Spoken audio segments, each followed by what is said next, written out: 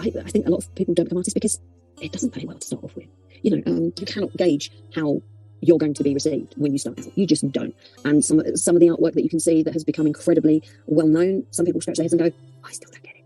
And probably a lot of the artists are like, I don't get it either, but it's sold.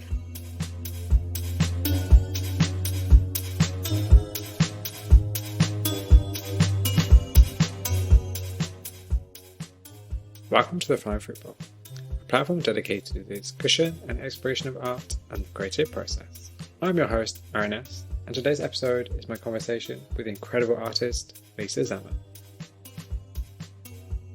Lisa Zaman is a traditional artist from the UK who is known for her realistic portraits of famous people from films and pop culture. Using pencils and graphite to create her art, her hard work has earned her several gallery shows in 2022. Okay, so I'm going to start like I start with every episode. Is just tell us a bit about yourself and how you became an artist. I am a traditional portrait artist. I started a long time ago. I think when I was about 16 years old. I was always drawing as a child, but I think sort of when I left school to go to college, I had a little bit more time in between. So I was always doodling, and I seemed to have a bit of a knack and skill for drawing faces, and I think I was always drawing people as a youngster, and as you do, you kind of want to draw your idols and those that you know that are sort of being in your life. So I just started drawing. My mother was quite autistic. She wasn't a trained artist, but she would sort of hand me a couple of decent B pencils and away we go. And I think I was just using like old printer paper and pencils and just scribbling. And I think I just spent a lot of time, when I look back at them, they're probably not very good, but I just wanted to sort of, have a practice. And that's where it began. And as life happens, you go to work and you all those life events happen, you get married, you have a child, and whilst I kind of dipped in and out of drawing every now and then, and it was usually for as presents, as gifts, as requests. I would draw the odd face, and then I'd just go back to doing something completely different, or I'd just pack my pencils away and stop. And it really picked up, I think, just before before I fell pregnant.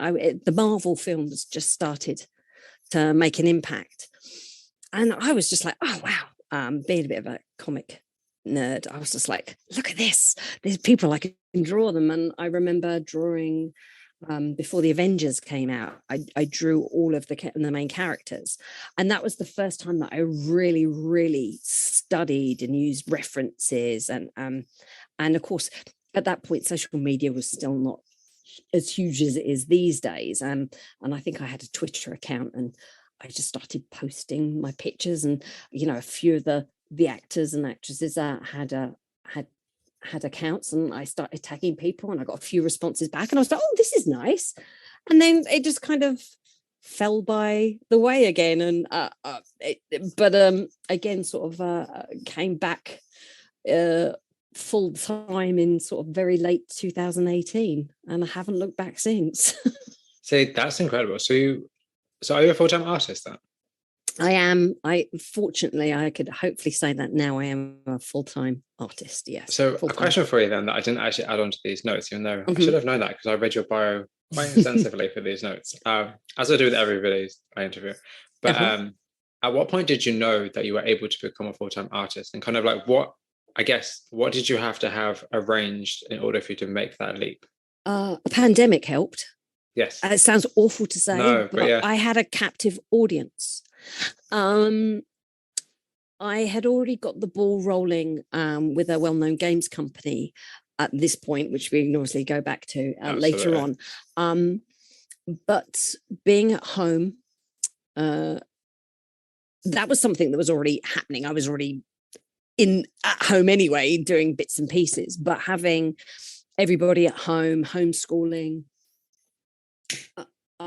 I had already sort of got quite prolific in my drawing. I was doing a lot for social media, so I was churning out a lot of what we class as fan art, I guess, at the time, and popular art. And so to sort of get my numbers up and to sort of like get some more attraction and get some traffic to me, I was churning out work.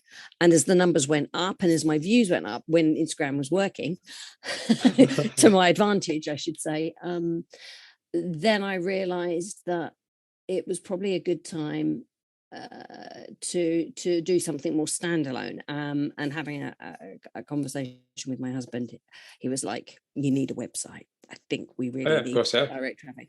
So over the course of, I think it was a week, did like a mind map of everything that needed to go onto this website. And within that week, spent a good couple of weeks really creating something for myself, so it could be utilized as a CV and resume for people that wanted to not sort of be looking on social media, and creating a shop, putting out prints, offering original art. And when the traffic started coming through that via other social media platforms and the traction started, I was like, this could work. And offering commissions, because I find that whilst a lot of people are attracted to the popular art, when it comes to actually business or personal commissions, it's usually a family member or someone close to them, as opposed to someone from popular culture. So usually my commissions are more of a far personal nature. So I had to sort of tailor it to that. And that's when I knew, I thought I could possibly do this. Sometimes it's great, sometimes it's not.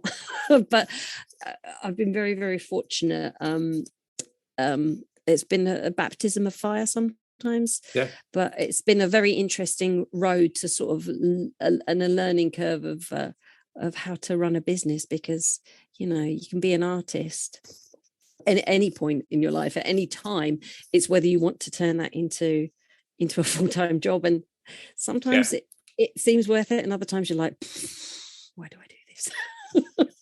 So there's about 10 different things I can say from that none of them which are on this actual list of questions. Of course. But one thing I actually want to touch upon, because it's just something I actually wrote down here, actually, ironically, quite along, weirdly, at the bottom of the list somewhere, is the idea of being it, and I'm trying to, how can I phrase this without being offensive, but like being an artist when you're older, so as opposed to being, say, like in your early teens or 20s, like being an artist maybe, say, 30s, 40s, 50s, like, do you think there's a difference between the kind of work people create, or kind of like just their mindset, because your mindset is very different?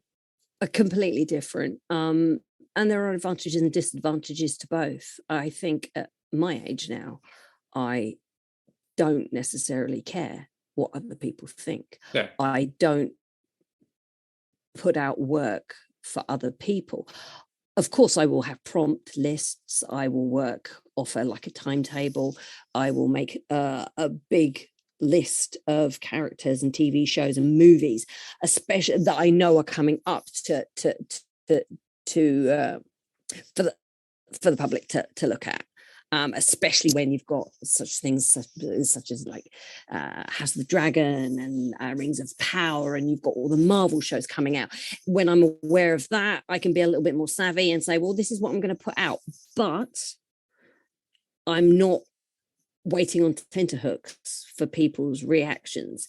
I think at my age now, if you like it, you like it. If you don't like it, that's fine. There are thousands of other artists who are possibly seeking, the approval. I think there's a lot of stress. There's a lot of stress that younger artists place upon themselves, especially on social media platforms. It can be harsh. It can be ruthless. I think you have to go in with the mindset that whilst this is your little domain, you are on somebody else's platform, and people will and do say exactly what they think of your art, and sometimes they don't even care for your art. They just need to make their own voices heard. I think it's a good practice. It's a good gauge to say, and obviously if people are creating, and this is traditional artists and digital artists, if you're creating quite a lot of art, then you're getting a good catalogue. You're getting a good back catalogue of work, and with that work, you get a lot of good practice in. The only worry for me is that I've seen many artists, many friends as well, get completely burnt out because they are providing artwork for social media and not themselves, and you can see this pressure that they place upon themselves that doesn't need to be there. But it's very hard to sort of, you know, shut the stable door once the horse is bolted. It's also incredibly addictive, it to have that constant audience sort of, you know, being checking your work. It's wonderful, you know. I saw something a while back, and it was a very good point, saying, you know, this obsession with likes and saves, you know, if 10 people came up to you on the street and said that they liked your work, you would be absolutely over the moon. But if you only got 10 likes online, you'd be heartbroken. But realistically, you have to remember that people and people's tastes are incredibly fickle, and what they might like one day, they might not like the next. And with artists, especially myself, you go through moods, you go through phases. You want to draw something all the time, then you don't want to draw it at all. And it's very hard to sort of keep the balance of the followers that you have interested, but at the same time, you want to, like with anything, you want to interest new people to your site, but you don't want to lose those that have been with you from the hopefully. I think that like I say, at my age, it's not that I don't care. I do care, but I don't sit and worry about it. There are bigger things, you know. I'm glad to say that, you know, I'm fortunate to have a family and fortunate to have wonderful friends that I can just basically take a step away from it, and people still appreciate the art without me being on social media. So it's really funny because I always save snippets from interviews, for partly because of the introductions, and partly just because I always like to send artists little snippets before I send them the episodes. And like there's so many things you just said that I'm like, this is going to be a great introduction. This is going to be a good soundbite. 100%, like 1,000%. But I think you raise a really good point, because I feel like, wait, should we go down this rabbit hole? No, we'll leave this rabbit hole for now. We'll go back down there. Yes, because otherwise this will be a social media podcast, and that's not what it's about. No. So, yeah, no, so continue. No, go ahead. No. I was just looking at some of the questions. So I think also for me, the fact that I'm self-taught. Yes, 100%. That's absolutely what I want to talk about, because so kind of like, I guess really where did the inkling of kind of like, how did you teach yourself, or like at what point did you kind of look at just like yourself and be like, I want to be an artist? I mean, I was, like I say, everybody, I think from a very, very early age, and I'm talking like very early, I was always drawing family members. Even like when you start off as stickmen, when your parents and your family members all have like circle hands and like 5 lines coming out as fingers, I was always drawing people. And I guess as I got older, it was always something that I used to draw landscapes. I think that all kids go through phase. You draw, you know, if you're one of these kids that draws a lot, then you tend to draw everything. I used to doodle a lot as well. And I think, I mean, I laugh about, you know, when I did my GCSEs, a lot of my GCSE work was still of people, and it was of it was of popular culture. So there was always kind of images of other people, and a lot of music and a lot of film. And I mean, I scraped by with, I think, a C grade in GCSE art. Wow. Purely because I just didn't want to draw what they told me I needed to draw for a theme. And I just didn't put, I mean, I was good at it, but I didn't really put anything into it, and it didn't fit. I didn't even collect my art folder when I left school. I was not even that bothered about it. No. And then obviously I went off and studied something completely different. I didn't even think about wanting to go to art school. It never even crossed my mind. I was probably far too, I think I wanted to be a paramedic. That's where I wanted to be. I was all up for studying something completely different, and art never figured. And it wasn't something that my parents were like, oh no, you couldn't go to art school, you couldn't do that. It was just not something that I didn't even consider. But I was always making things. It was always very tactile. I was always making bits of jewelry, or I was copying. I used to copy a lot. I used to take old paintings and copy. And my mum used to joke and say that I would make a perfect forger. But I was so there. I guess there's the little nugget that started it off. The fact that I was very good at copying, and that I could also music play. I can play by ear. I can play tunes by ear. But again, with sight, I can look at something and copy it quite easily. So for me, sort of copying posters and things like that, that's where I really started. And I used to just doodle. I think I had a basic book of it. I think because I was studying like health studies, because I wanted to be a paramedic, I had a lot of anatomy books. So I was obviously studying. Yeah. And I don't, this is definitely shows my age. Marvel, and it's still one of these books that you can get these days. Marvel, How to Draw Comic Book Heroes. And I vividly remember the page with the Fantastic Four on it. It was how to draw Sue Storm, and also how to draw the Thing. And I used to spend ages looking at the comic style of them, but also just looking on how the body would move and how it would, and so I would just copy, and I'd be like, okay, that's how this works, and that's how that works. And it just went on for me, going, scrap the rest of the body. We don't care about the shoulders and the hands and everything like that. Let's just concentrate on the face. And that's where it started. I think I just started drawing. I was always really good at the central part, eyes, nose, mouth, ears, but then get to the hair and it would be an absolute mess.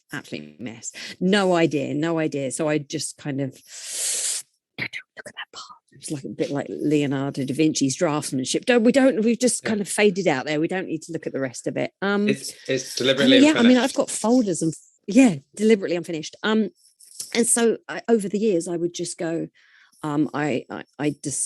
I think, like, when I started, for those that are traditional artists, when it comes to I was using graphite pencils. I was using very hard pencils, probably anything from like 4H all the way to like a couple of 2B. And as I was drawing more, and the paper quality got a little bit better, and I remember my parents bought me a beautiful set of drawing pencils, which took me all the way up to the 9Bs, the really soft, dark pencils. And I guess with that, the quality of my work improved. And so it literally, I was always wanting to learn, always quite willing to sort of change the way I did things, learning about shading, and sometimes just not being happy with my work and just going, no, I can do better here. And I suppose because I've been self-taught, I don't see it as a disadvantage. I think obviously if I had been trained academically, I would be able to knock out a few portraits without any issue. But I guess being self-taught, it's given me my own sense of style as well. So I could try and follow somebody else's style, and it just doesn't work for me.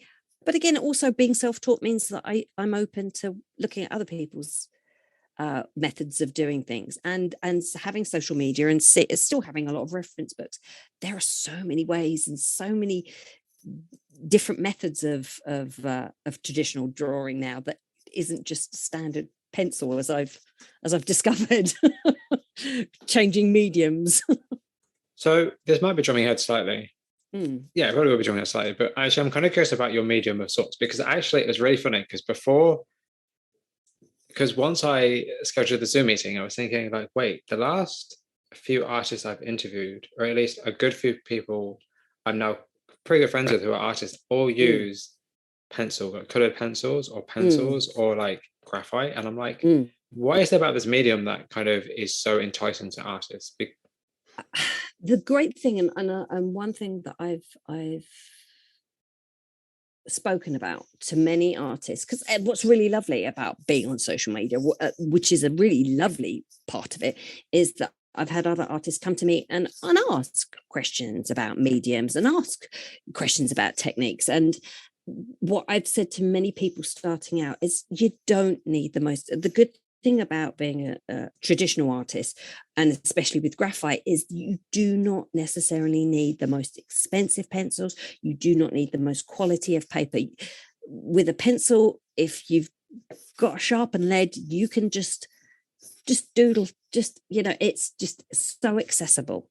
It's such an accessible item. Anybody can do it. And yes, it, should you want to continue and move on to more expensive products, it can become a little bit expensive, but it's one of those things. I've tried many different brands, many different types, and sometimes I'm like middle of the road. You find artist finds a pencil and they don't want to change it, and it's probably one of the cheaper ones that I use. I think it's like I say, it's such an accessible item. You don't need an iPad, or you don't need a palette or a huge, great big artist board. You just need a table and a piece of paper and a pencil, and you could be away. Like I say, I go back to Leonardo da Vinci a lot, but his draftsman's work, people stand for hours to look at a very small painting in the Louvre.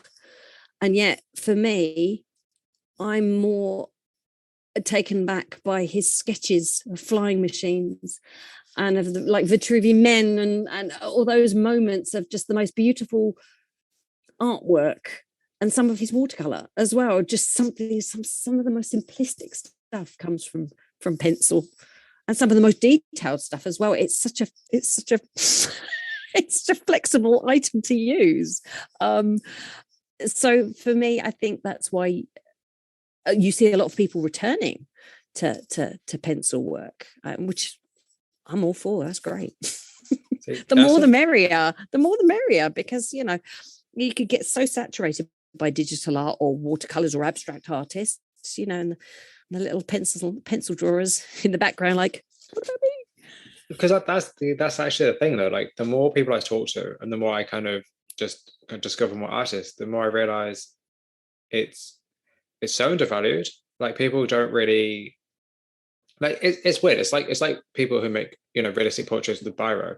It's like when people see it, they're amazed by it. And it's super cool because it's realistic. But I think people really appreciate actually how much time has gone into it. I agree. There seems to be not snobbery, but there's some kind of, no, it is snobbery. You do find that there's a people will gush and go, oh my God, look at this portrait. Look at this portrait that's been done in oils or acrylics or in watercolor. Look at that, amazing. Look at that. Something that maybe have taken a couple of hours. Outstanding, of course, without question. And yet somebody who's created a portrait over 30 hours that has put the detail in that makes it look hyper realistic will be possibly frowned upon, because it's a pencil.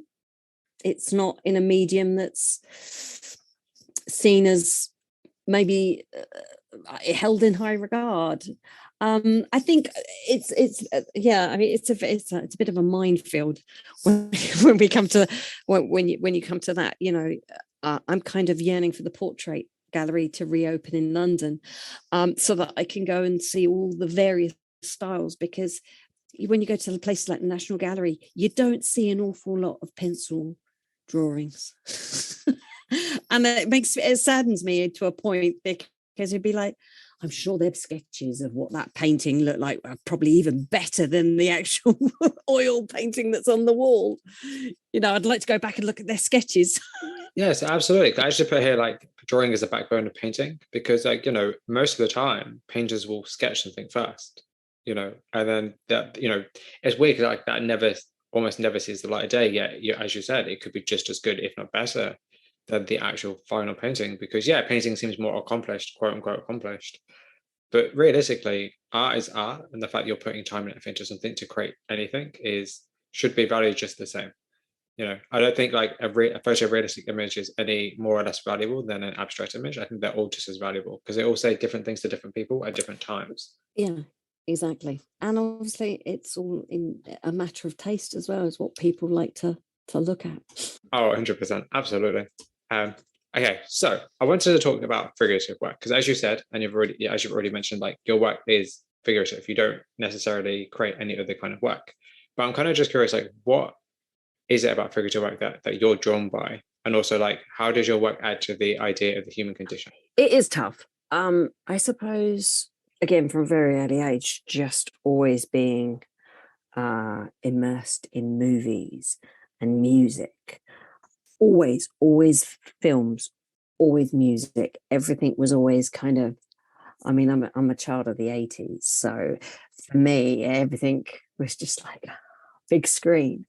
And I guess it was just something that was always just inspired me. I mean, yeah, I was always so drawn to certain films, and just loving all the characters. And for me, I've always been slightly obsessed with the human face, so with actors and musicians, how their presence, how they emoted was always very interesting to me. And I always wanted to kind of capture that moment of I suppose when I was younger, I always wanted to capture the beauty. I always wanted to have that moment and to be able to draw what I could see, or do it to the best of my ability. Why did I not want to draw anything else? I just think it was always something that I always liked. Obviously, friends and family were always like, "Oh, that's really great. Why don't you could draw this person? You could draw that person." And I think what drew me back to drawing was playing a video game. This is what's really mad. I was at a friend's house playing it, and they were playing a video game. And the character on the screen, it was like a movie, like with a lot of games these days. Yeah. The cutscenes were like watching a movie, and I was so taken by this character. I was like, I need to get home and draw this man right now. It was just like it was almost like the synapses in my brain had just been given, like I've just been given a jolt of electricity. It's like a car battery being started again. Yeah. Because I used to, like I say, it was always that inspiration of just wanting to draw. Seeing somebody else creating something made me want to create, and that's always been something. I mean, I've always wanted. I always wanted to be a writer. I'm not very good at writing, though. I'm very loquacious, but I'm not very good with like sitting down and writing something. Always had a very vivid imagination, so there was always that creativity that needed to come out. Oh, thank you very much for the little Haribo there. Sorry. So for me, I see art and I see other things. I've always wanted to be. I never wanted to be a landscape. I love looking at landscapes, but for me, looking at landscapes, they're beautiful, but I don't get anything from it. I always got something as an artist from seeing portraits, be them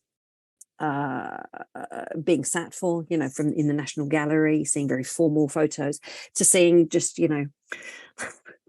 very deep and dark Caravaggios, those kind of moments. And that's what always stirred me. So always keeping it figurative, always keeping it to the human was something that I always wanted to draw on. I never had an interest in anything else. I mean, I'd love to try it in a different medium, but that's where my heart is, and that's where my creativity lies. And I never find that I ever want to draw anything else, except when I'm in a really bad mood. I might just throw a load of paint on a portrait, and it might be a bit abstract. But bar that, when it comes to like the cathartic moment of wanting to get something out, it's always a face. Always a face. Fascinating. That's extremely fascinating. And it's fun for me because, I talk to like landscape painters, and I talk to figurative painters, and I talk to people who create just purely abstract art. And it's always interesting to figure out why they choose that particular subject matter, because it's always very personal to each person, and it's just fascinating.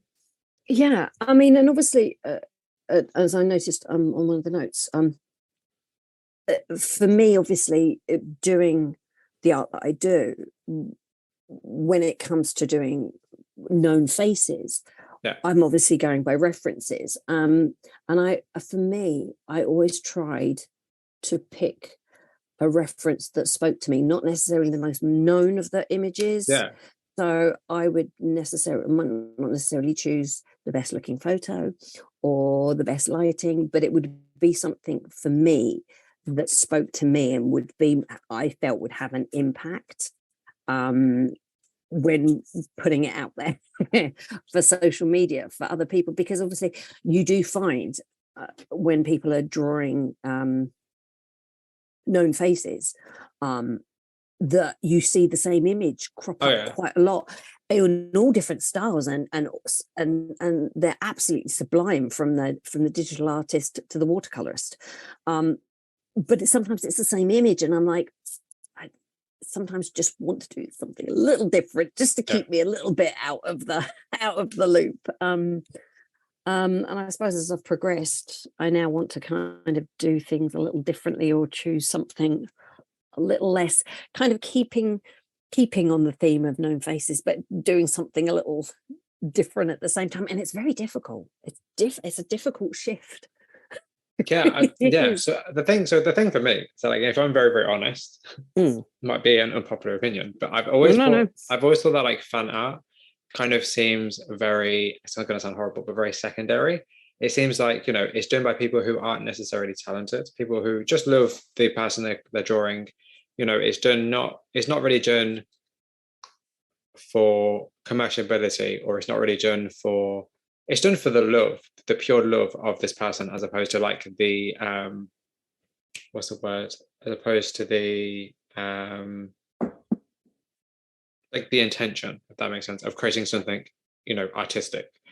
No, I agree completely. It almost makes me kind of immediately think of Graham Norton bringing up some of the fan art that that has been produced over the years, and then displaying it to the actors on stage, much to their horror, as they're placed in fictitious scenarios with other said characters.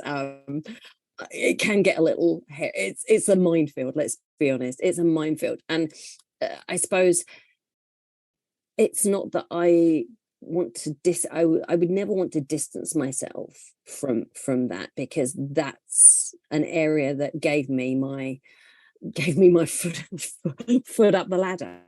And it is wonderful to see how much certain popular culture can inspire people to want to draw and to excel. But it is, unless you have, like you say, unless you have an absolutely incredible talent, or you have a niche or a style that puts you apart from everybody else, then you are going to get lumped in with everyone else, and there won't be anything unique to sustain you and to propel you forward. And I can see that for a lot of people it is purely just they want to get their work on social media. There is no other means to an end. It's not like they want to have a career in it, because it can, I say it's a minefield. We're talking also copywriting and trademarking, that's exactly, and intellectual property is what I want to talk about. Is something we need to go, because there's been something recently that has been that's happened in America that could literally upend fan art as we know it, but we can come back to that later. There's like a little I just know this. I was not aware of this. It's kind of scary. It's a little bit scary, but yeah, it's a little bit cute. It's a bit scary. I mean, like, fan art, people say fan art, you can see people go, oh, it's almost a dirty word, and it shouldn't be, but it is to a point. Let's call it concept art so you can put it in there. It is what it is. For some, it progresses into careers, obviously, for those that are working in concept art, that can and for others it's just it's a nice homage to somebody who they really like, and they just want their art to be seen and liked. For me, I don't know what it was. I just wanted to say, hey, look, I drew this person, it's great, I love it. And that was it originally. So like a big misconception, at least from like kind of my viewpoint, is that if you create images from popular culture, that like that's Hmm. an easy route to success because like millions of people would like this. People are going to obviously want this in their homes, that kind of thing. But what's your opinion on that? The thing is, and this is with traditional art. I can't really speak for digital artists here. If you're creating a piece of work that has taken maybe 12, 13, 14, 15, how many hours as a traditional artist, you put a lot of labor into that. And it's not cheap, because if you were to work on like an hourly rate, Yeah, and considering the materials, it would become an expensive portrait. I say expensive, I'm talking a portrait that's worth what exactly what it's worth if you were to look at an hourly rate. And for a lot of people, that's expensive.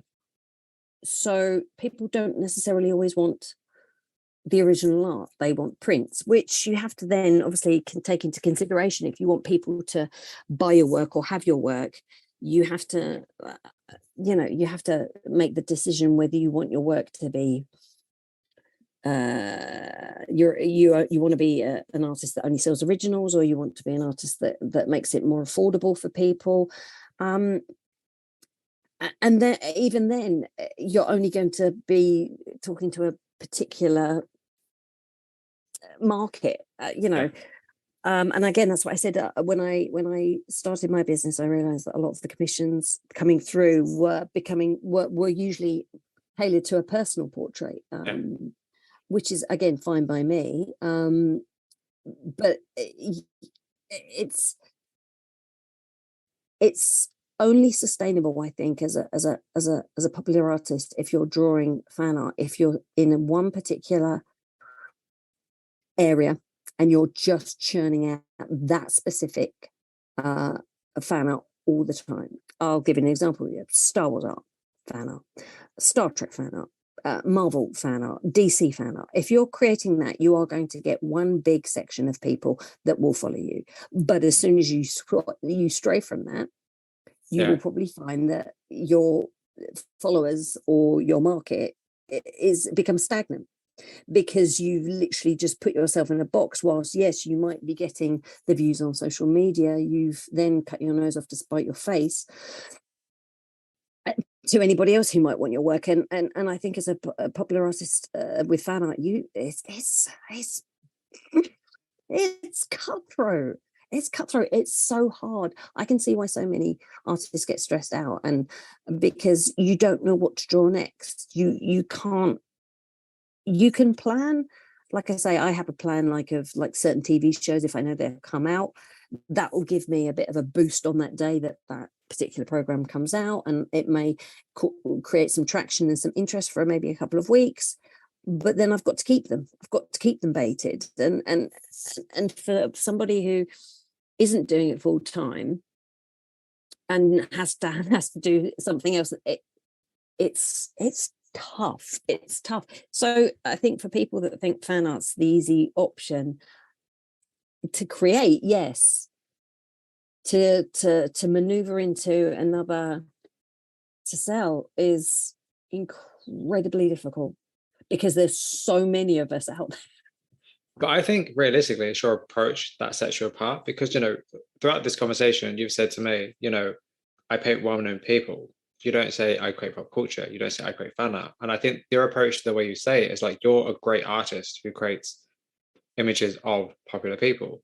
You're not Well, you're that's not you're yeah. not somebody who creates fan art. Like I think there is actually a hard distinction between the two. Yeah, thank you. I try to, because if you go in with that, then you've almost shot yourself in the foot before you, even if that's the truth, even if that's exactly what you do. And maybe that's what I've learned along the way, is that as whilst I am Lisa Zaman, I'm also Lisa Zaman art, and that is my business, and I have to differentiate between Yeah. my business and myself, and working out exactly the direction that I want to go in, and also, like I say, being the face of my art.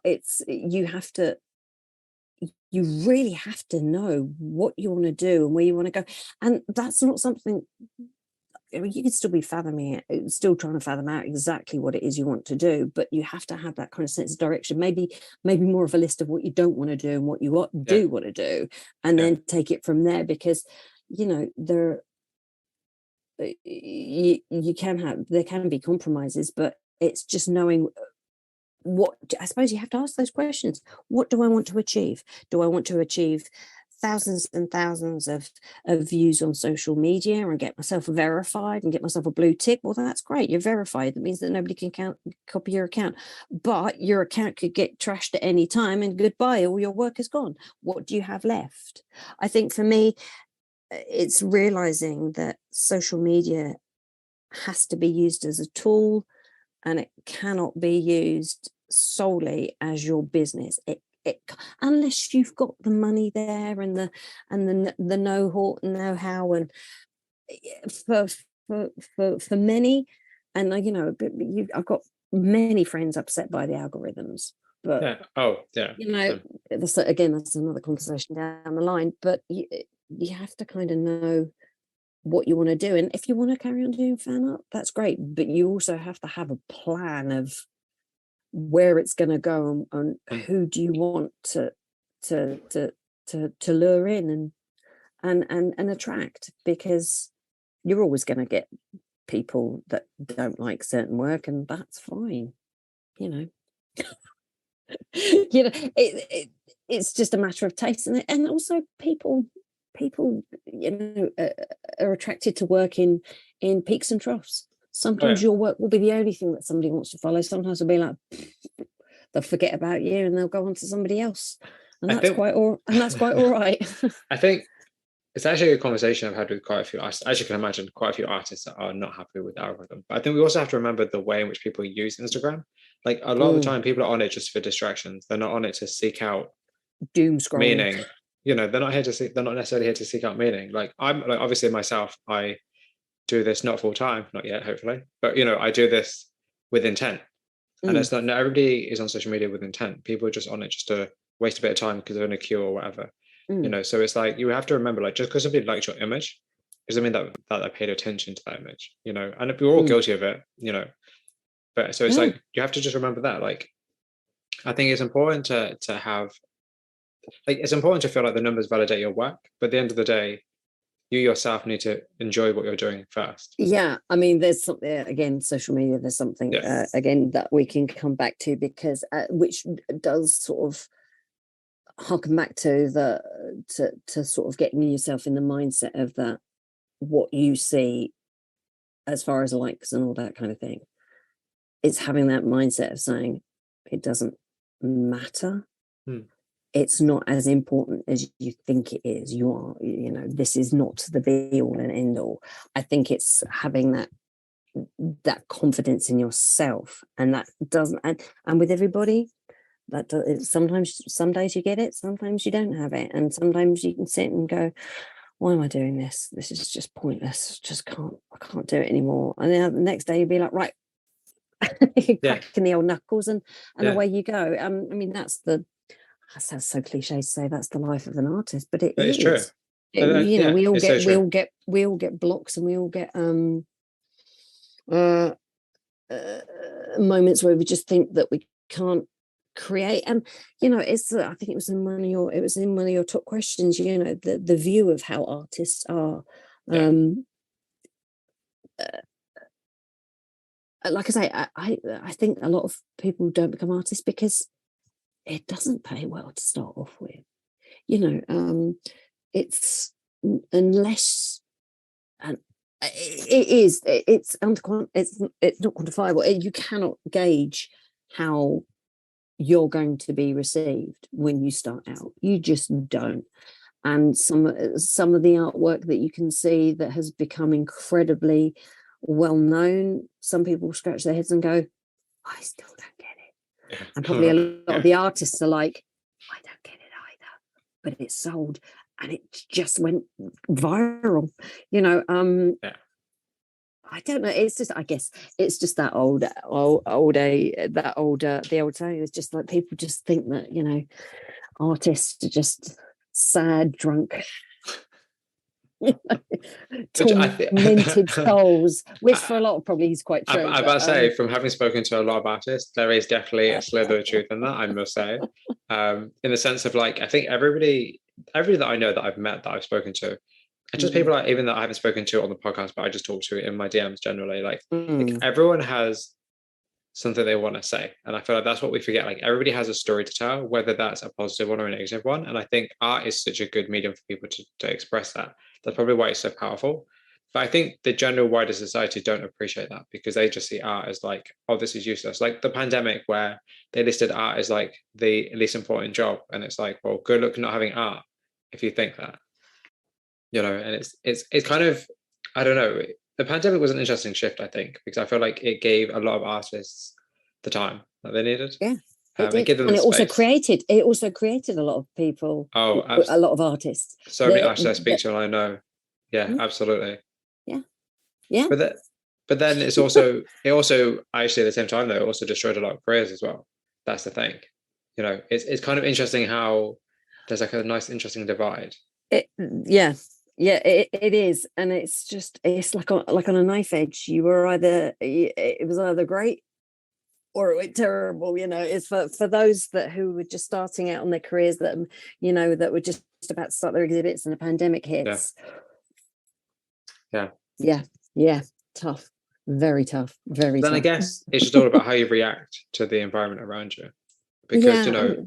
There's always something you could be doing that could be positive, even though we're not always positive. But I think you're like it's like it.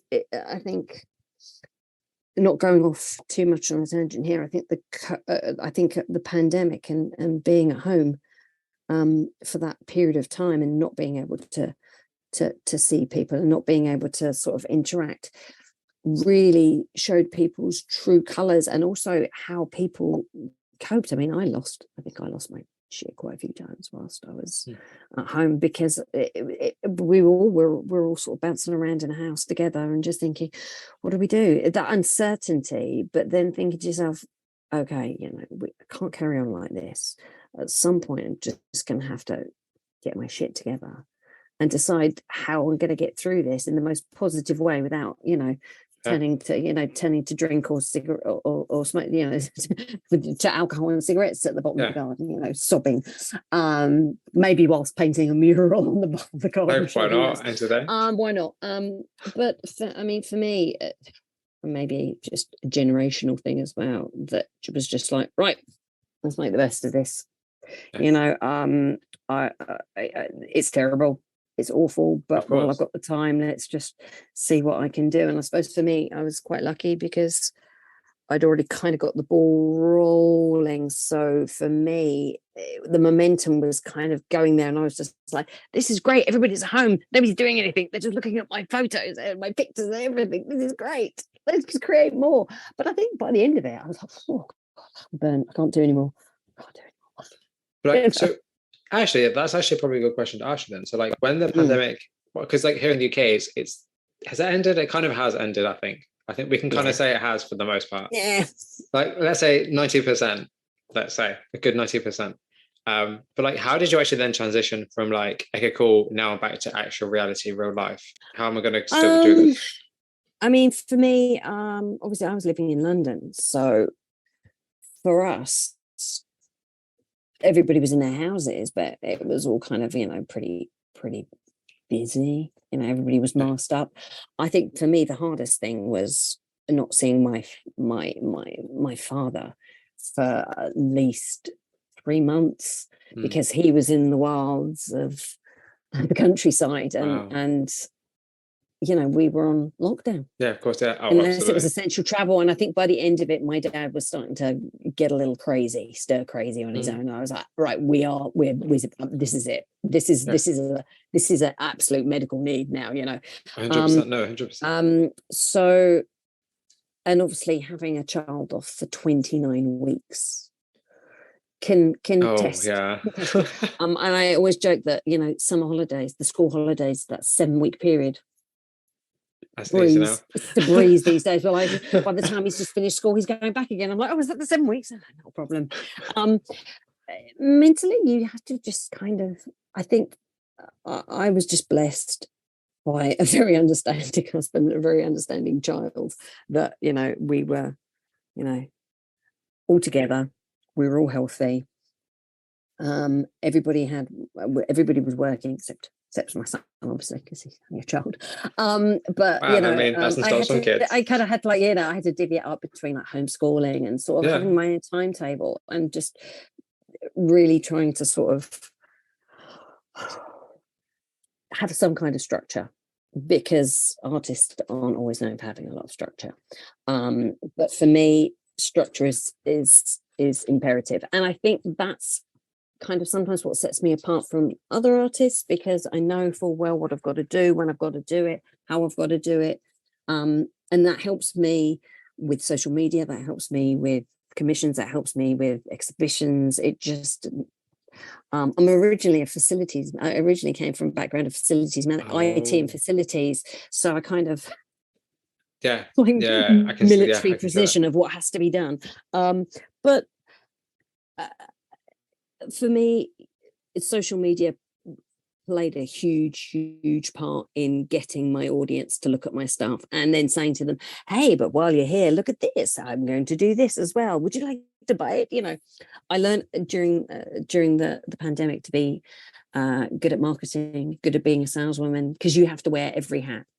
And for me, that was a challenge that I think just took my mind off of how truly horrific a pandemic was. So it's weird for me, because I worked through the whole pandemic. I didn't get any time at home because I work in retail, so I literally was going to work every day. Like we were, like, the store I work at was closed for like 7 weeks or whatever, but we still had to work through it. We were there every day. It's weird because when people say like, oh, it's a big period of time off, I was like, I have no time off. And I'm never going to get that chance, so it's a bit sad. It's kind of, do you lament it or do you celebrate it, the fact that you're but then again, saying that though, I get bored very easily, so I'm kind of glad that I didn't have that time off, because I probably would not be coming out of it very well. I think socially for me it was probably better during the pandemic. I think a lot of people found that they were able to say no. They had to say no to things. So a lot of people realised how introverted they were. They thought they were all extroverts, but in fact they were all like, actually being home is actually quite good. And that's so that is a good question to ask you. So I have a really cool photographer friend called I'm Surrounded By. Super lovely guy. He's from Spain, and he's actually just moved to England probably about 2 or 3 days ago. So I'm going to hopefully meet up with him at some point. Fabulous. Awesome. But we were talking a while ago. We were talking about the idea of being introverted and extroverted, and how that affects you as an artist. Like what? Like where would you consider yourself on that spectrum? And does it play like a role in kind of the art you produce and the way in which you talk about that? I'm an extroverted introvert. Perfect. I am. That's it. I'm incredibly when I'm out, I don't, it's not a mask that's worn, but when I'm out I excel. Being a people person, I'm incredibly, God, it sounds so up myself. No, I'm incredibly confident speaking with complete strangers. I'm not necessarily lifestyle of the party, but I will mix, I will schmooze, I will get in there. But when I'm done, I am ready to go home and put my feet up and put Netflix on and just not talk to anybody for a few days. I don't necessarily feel the need to desperately text everybody all the time. I'm quite happy just sort of sitting there, just in my own company. I'm an only child as well, so I'm easily amused by myself. But yeah, I'm happier I'm not one of these people. I like company, don't necessarily need to have it with me all the time. But once I'm out and I'm in that environment where there's lots of people, I will dive in, but I will probably need at least a few days later just to recoup, because I'll be like, I am all extroverted out. I need to just bring myself back in. No, you said that. I'm kind of like, I really now want to interview like loads of artists who are only children, and be like, how is that affected the kind of not just your art but also your life? Because I feel like that's a very I don't know, like I just find that really fascinating. Like I love independence and I love being, kind of the solitary person. I'm not like always solitary, obviously I work and Yeah. stuff, but I like the idea of kind of, I'm not an only child, I have a twin brother, which is cool. But it's kind of Yeah. interesting the fact that you are an only child because you have to find ways to entertain yourself and you have to find ways to navigate through the world by And I always did, yourself. and I always did. Yeah, and I always did. My grandparents said that I would always put on shows when I visited. Yeah. I would be like, right, we're doing a show now, or I'd dress up just for the sheer sake of it, just for my own entertainment. Yeah, I easily found ways to entertain myself, and I think that was through being creative and Oh. drawing and writing and all those kind of things. It was always something. I was always kind of busy, or I was reading or something. Not necessarily just keep my mind occupied, but yeah. I mean, But because so yeah. one thing I want to do next year Mm. is I would love to do some. I'm blanking on it now. I'm talking to you about it. All Some right. artist panel discussions. So Mm. the idea of like having 4 artists on a Zoom call, for instance, and having like a Mm. topic of conversation and having them all talk Yeah. about the topic. Yeah. And actually, one of them could be like only childs. That could be a really good, interesting topic in terms of like how has that affected your art. And you have like 4 artists talk about like discuss like their feelings towards that. Yeah. Ooh, Yeah. I'm gonna write this Yeah. down because I'll forget the voice. Make a note. Make a note. Oh, I have many notes. Right. Okay. So one thing I definitely want to talk to you about, and as we've alluded Mm. earlier, is the idea of copyright, because you create Mm. images that are a popular culture, that are essentially are not your own images. So like, how do you navigate that very tricky minefield? Well, first rule of thumb is if you're going to draw a copyright image, don't put it out for sale unless you've gained permission or copyright permission for it. That's basically the rules. You need to basically be very savvy. Obviously, when it comes to an image, unless it's a real gray area, because basically the rule is don't copyright, but then you have to say, well, it's my interpretation of it, so therefore it becomes your work. My rule of thumb is read about copyright. As an artist, you must read up, especially when it comes to the use of photographers' work, because quite often it will say quite clearly exactly who owns the rights to that photograph. And if by any means that you want to use it for promotion or use it in any way that you would gain financial benefit, then you need to contact the owner of that copyright. It is as simple as that. And ignorance, unfortunately, is not bliss these days. It doesn't matter how old or how young you are. Let's be honest. If you're like myself, if you're running a bit, if you're just an artist out there, just want to copy that, and you just want to draw it, that's fine. But for those that are trying to make a business or garner business from it, you need to use just use your senses here. And as far as I was concerned, if I was going to run it as a business and I wanted to use images and they were going to either be exhibited or they were going to be used as copyright, used in promotion or anything that didn't relate to the original owner or creator, then I would need to let them know. And that is my rule of thumb now. If I am using any kind of reference, especially if it's from an actual still photograph that has been taken by a photographer or it's been used by a magazine or anyone who owns the rights, I will contact them as a matter of courtesy. You can seek an approval. You can seek copyright of that image yourself if you wish to purchase. There are many options that you have. And sometimes if you're using an image purely as reference and you are making it in your own image, which is what I often am doing, then sometimes just advising the owner of the copyright, advising them of your intentions, what you need to do with it, that you will credit them, because sometimes that's all they require. They require a letter stating your intent and with that intention, how they will not necessarily benefit, but how they will be acknowledged, how their work will be acknowledged, because sometimes it is that simple. And as an artist, whenever I especially if I am using an image from a well-known, you have a lot of portrait artists there who take a lot of popular culture pictures. One photographer who I will mention by name because I absolutely adore his work. His name is Jason Bell.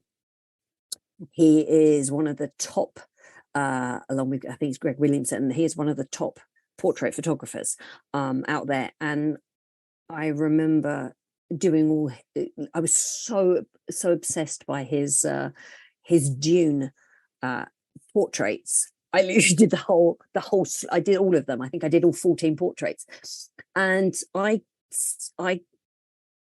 contacted him directly to say, I'm putting these up, but you are going to be credited because your work is absolutely amazing. I'm a fan, but also it's the dumb thing to do. People need to know that, yes, this is my work, and yes, it might look awesome, but the original is here. Please look at it. Because if I had created something and then somebody else decided to copy it, which is intense what I have, which is what I've done, I would like just the acknowledgement that the original was my work. Whether people then come and say, because it's almost like it's just manners. It's the polite thing to do. I think forewarned is forearmed, because it doesn't take a few minutes of research to work out who the image belongs to, how to contact them, and a quick email. I mean, they might just reply back and say, "Sod off." Okay, but you've notified them.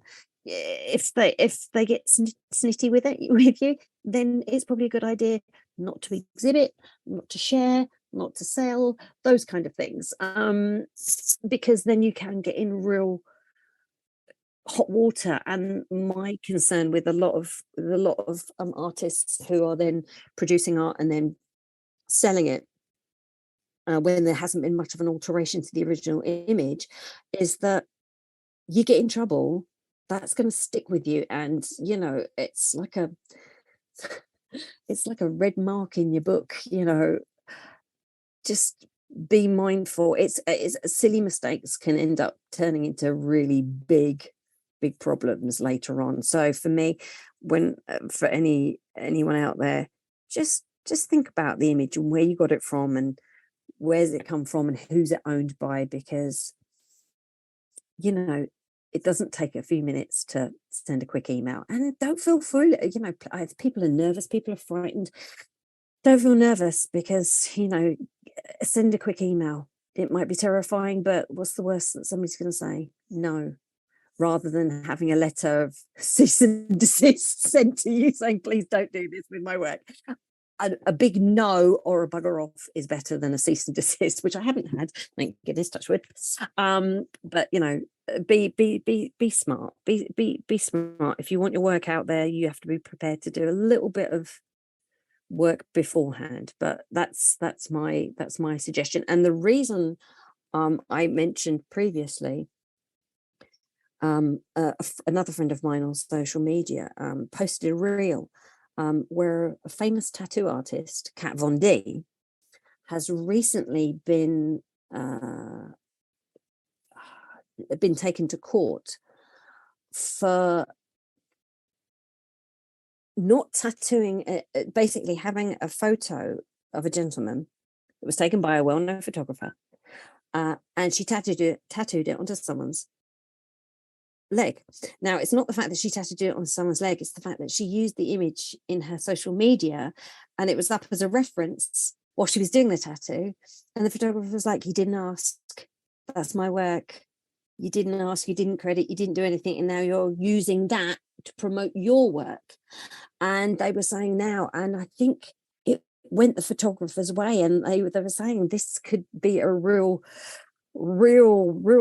issue for not only tattoo artists, but for artists in general who are creating work. What are you going to do? I mean, and this is just go, and again, I was kind of, my friend was saying, oh my God, this could be terrible. And I'm like, but if you take steps beforehand, just to stop and think for a moment, where's this image coming from? Why am I using it? Could I use a different image? It is difficult when you're using reference photos, and I still use a lot of reference photos, or I get around it now by using moving images. Yes. And then using my reference from a moving image. But still, if it's a moving image from a production, a someone's theatre created it. production or a film, go back to the person who holds the rights. Yeah. Courtesy. This is what I'm doing. This is why I'm doing it. Do you mind? If you've got issue, please let me know. Thanks very much. Signed off. Yeah. You're right. Like, I think that's what makes you successful, and that's what makes you very kind of, just talking to you, like, you're very smart. You're approaching things in the logical right way. You're Which not is funny just because being. I'm really not logical at all. You see it from my viewpoint. So it's just a bit like, you're thinking about what you're creating. You're not just being like, oh, cool, let me just create all these great images and put them online. You're like, actually, how am I going to approach this? What reputation do I want to have? Because that's because important. I think, I mean, also I'm incredibly, whilst I'm not very logical, I can be incredibly cautious. I'm a little bit over cautious and a bit of a worrier. So for me, I don't want to have that worry about doing something that might be a little vague, a little in that. I'm not good with grey areas and things like that. When it comes to intellectual property rights and copyright and trademarks, I don't want to get in trouble.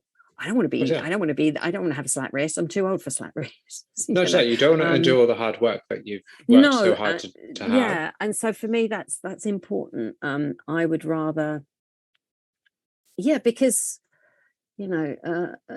bad news travels fast, and in the art world it can be frowned upon. It makes me think of that film Velvet Buzzsaw. Sorry, it just always makes me laugh. I love that film to pieces, but it's just like everybody knows everything else, and it's quite weird. You just don't want to get yourself in trouble. You want to, if you're going to go out into the world of galleries and exhibitions like I've wanted to, you've got to behave yourself.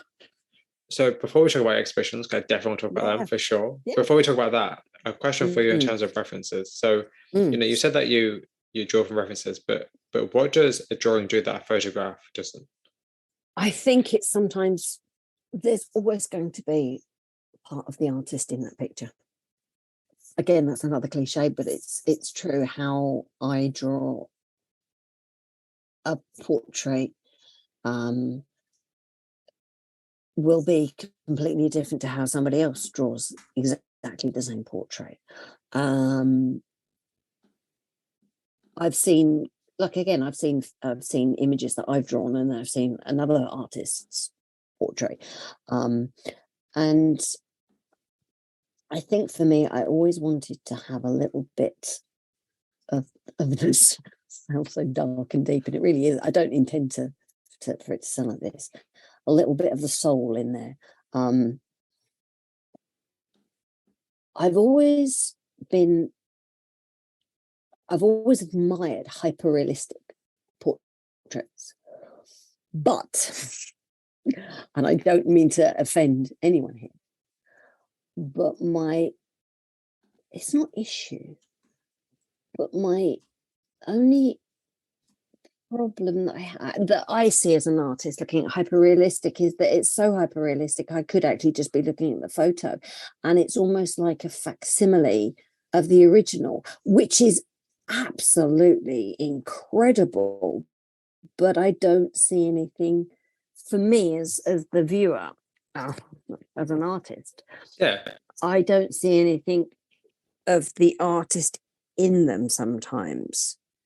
Like I say, it's like for me, sometimes looking at images like that, it's a pure copy, carbon copy of the original, and I don't see anything different. I know with mine that there'll be something different that I change, or I just draw it slightly differently, or that's just a little bit of me in there. And I suppose the way that I approach my drawings, the way that how I start them, how I finish them, for me it's always the same, but there's definitely a style in which I do things, which I guess would maybe make it which would make it different to a photo. And the other thing is, when you're looking at the reference photo, not necessarily with like movie posters, but like portrait pictures,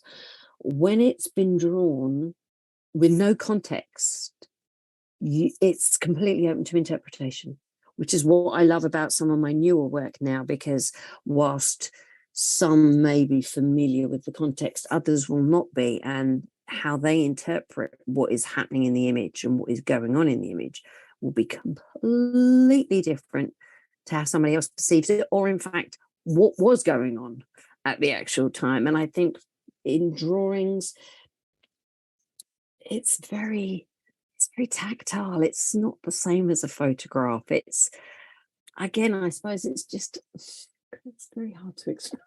It's hard to explain. There's a definite depth, obviously, because you're using, with traditional artists, you're using certain mediums.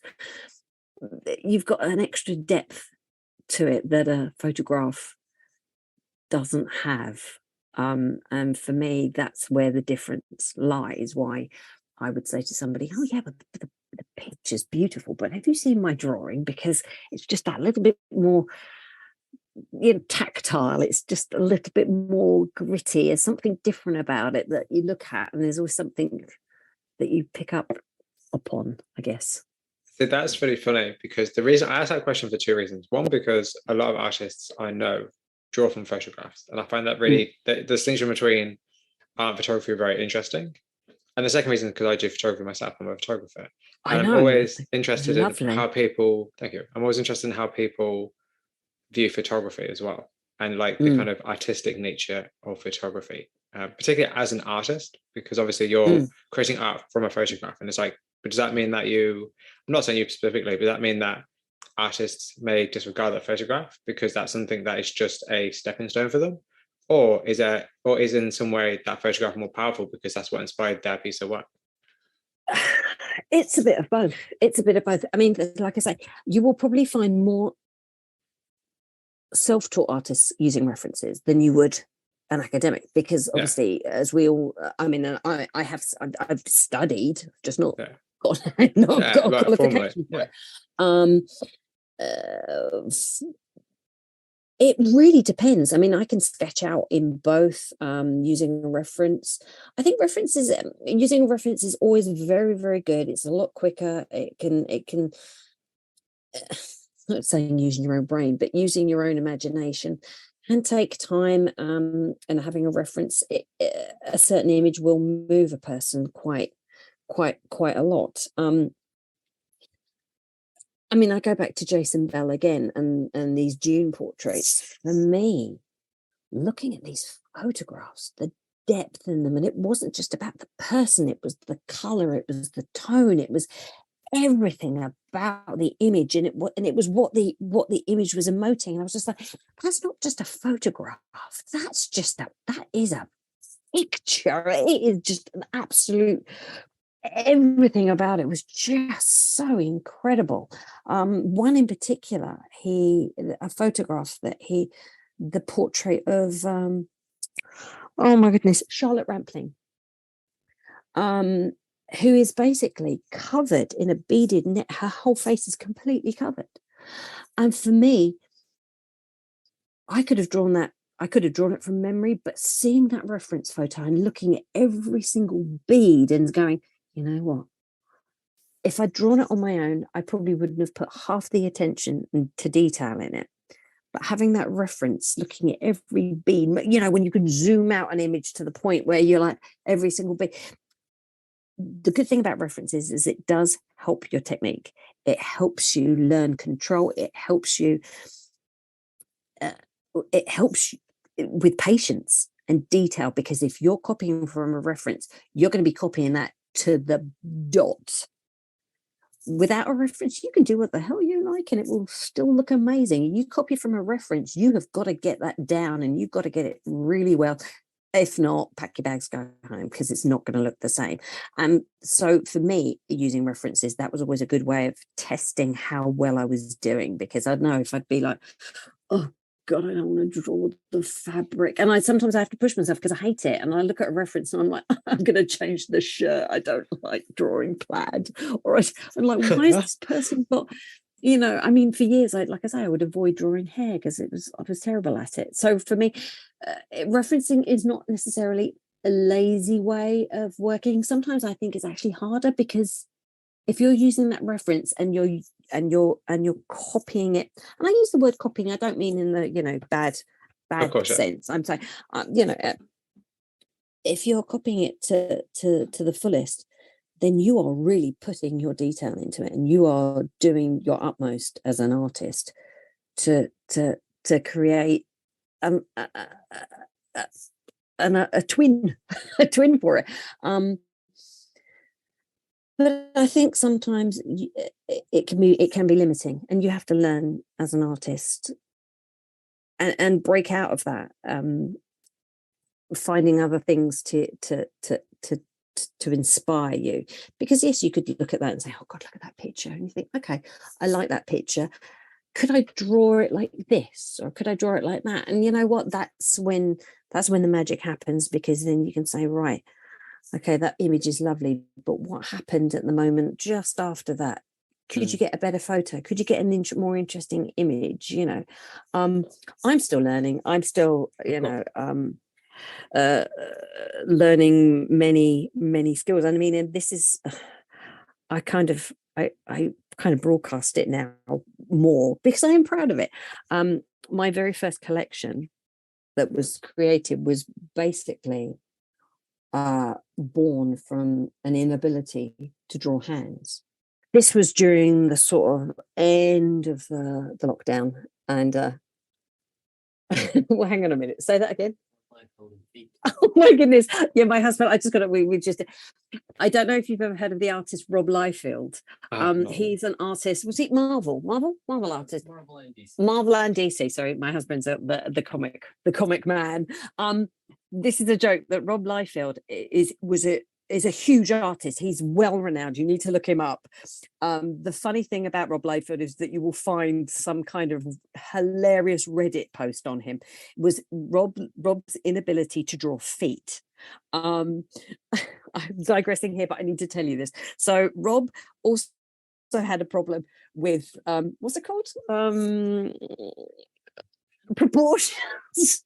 So a lot of his X-Men proportions and a lot of his figures were absolutely highly questionable. So yeah, I will pass it on to you because it's hilarious. It's a Rob Liefeld Reddit about how the man couldn't draw, but he wasn't vilified. People celebrate him. He's got so much money now, he does not care. But he would purposely not draw feet. He would put people behind rocks. He would draw things in front of their feet. Wow. So and there was a joke in the Deadpool movie about oh wow, they didn't name him, but they did mention an artist who couldn't draw feet. And at that point I was like, I don't know who that is. But I digress. So yeah, I mean, my first learning curve prior to lockdown was the fact that I was not very good at drawing hair. So I went back to the drawing board and practice. And but I changed my medium. This is where I changed my medium, when I realized that I could draw hair better with charcoal pencil than I could with graphite. And a lot of my work required quite dark work. And charcoal gives you a much darker matter, non-reflective, whereas graphite, nice and shiny. But my second step was the fact that I couldn't draw hands. So armed with a ton of reference pictures, I basically just practiced. And I think the reason I liked using, rather than just drawing hands, I wanted to have a face, but to see how I could get what kind of, you know, the placement of hands, where they were, what they were doing, how they were concealing. Was it concealing an emotion? Was it, you know, what was the emotion? And by the end of it, I had 14 portraits. I had 14 test pieces, and I was like, actually, you know what? I think I've got a collection here. And it was something a little bit different. And that's how reference photos got me by creating something completely different from what I was doing, but putting my own spin on it at the same time. Yeah. Yeah, because as I said earlier, like that shift from, creating images people expect of you to creating images that you want to create because you're able to create is, quite challenging, particularly because, as you said earlier, you don't want to be boxed in to a certain style or a certain theme or a certain just aesthetic. You want to be No. able to free yourself to do whatever you want, but keep it, keep some similar elements. Yeah. And so I kind of uh kept my I was like not plate spin. I was kind of keeping my hands in many pies at this point. I was just like, okay, so um I need to like practice work. I need to think about, if I do want to have an exhibit, what kind of work would I be doing, and how do I also keep it in popular culture? So by utilizing popular figures, but then hiding their faces, but then also doing something slightly different. For me, it was kind of ticking boxes, going, okay, so this could pull in this crowd, this could pull in that crowd.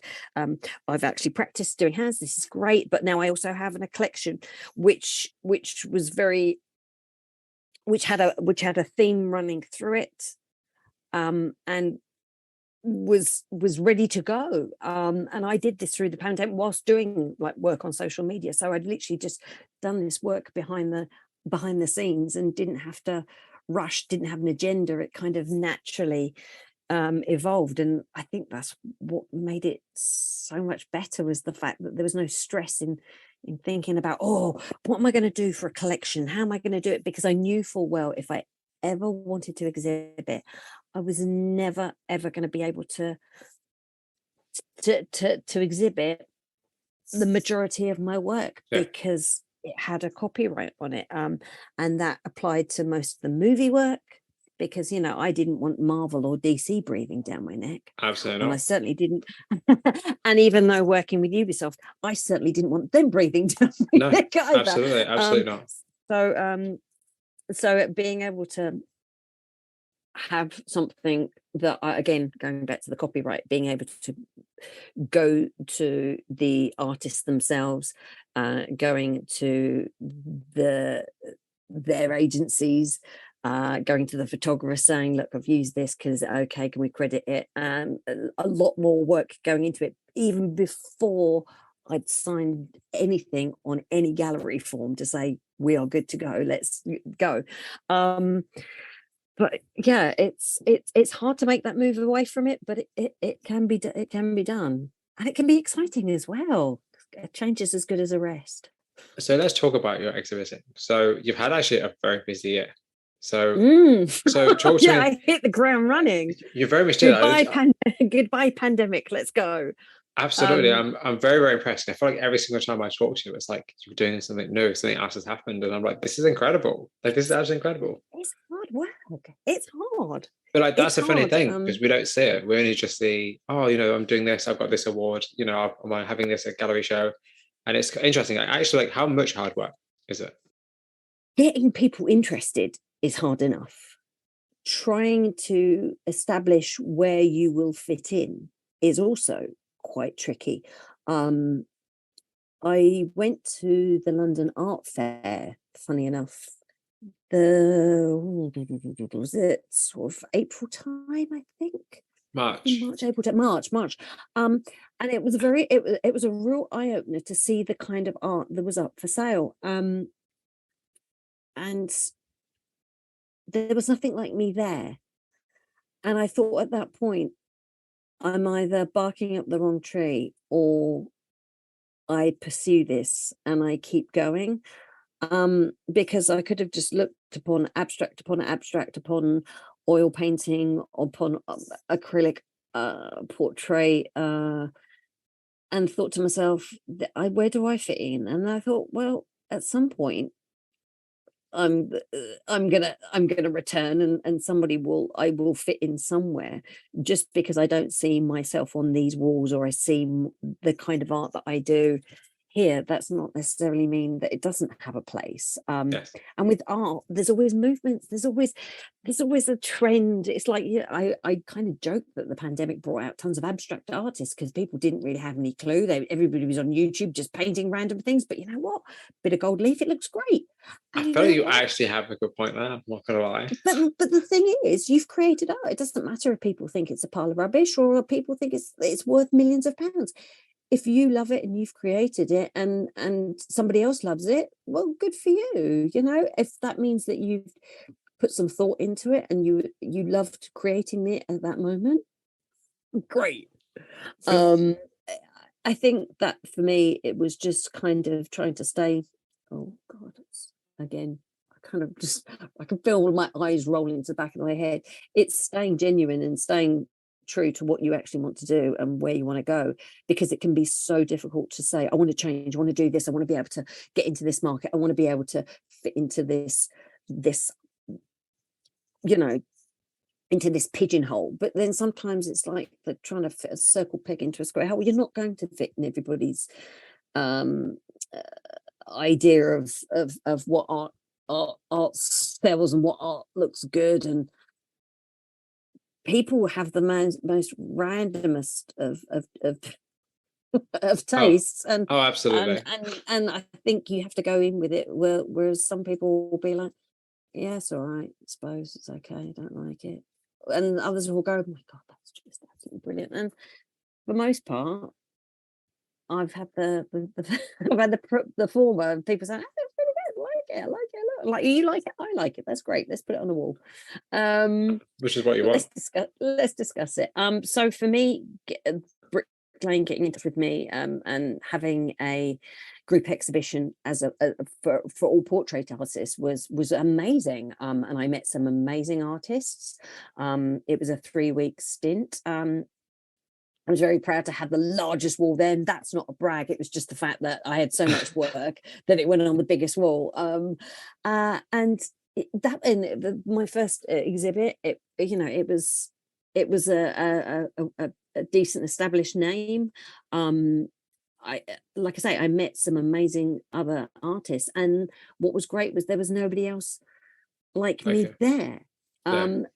They had done incredibly well on sourcing, I use sourcing, but on choosing artists in incredibly different mediums, incredibly different styles, and it worked. It really, really worked. And it was a great experience. I got to meet the other artists that were there. And you all get those nerves, those jitters, thinking, oh my God, Oh, is my work going yeah. to be good enough to go against somebody else? I think by the end of it, I was just like, no, I don't care. It's all great. It's all fabulous.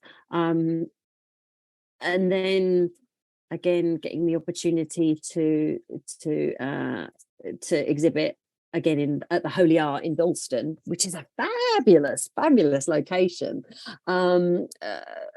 Again, meeting other artists there. That was completely a random mix of, there were portraits, there was abstract, there was pottery, there was statues, sculptures, everything there. But again, it worked really, really well. Again, that was a week stint, but it was good. Again, for me, it's not necessarily always about. It should be. Now I'm a terrible businesswoman. It should be about selling the pictures. It should be about getting those red dots on my pictures. But I think for me, this year has been about learning how they go, learning, you know, what's a scam and what isn't a scam. Oh, 100%. Because there are a lot out there.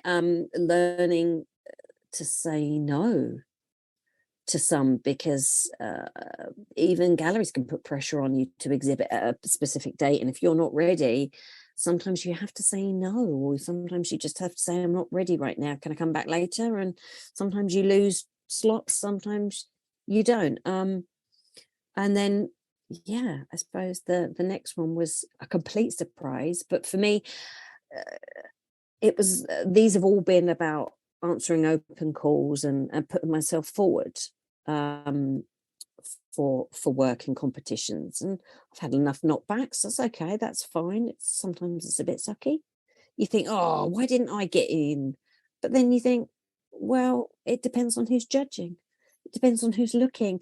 I've learned that it's not always about how talented you are. It's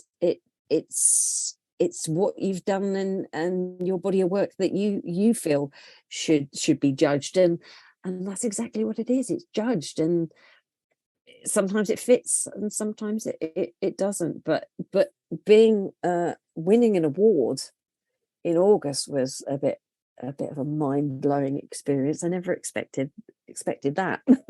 Okay, so yes, your awards. So let me just say for context, we're recording this on the 21st of September, 2022. Might not even be out until 2023, potentially. I don't know. I didn't think about the schedule. Fine. But talk about your award that you won in August 2022. I applied. I think it was an open call that I found.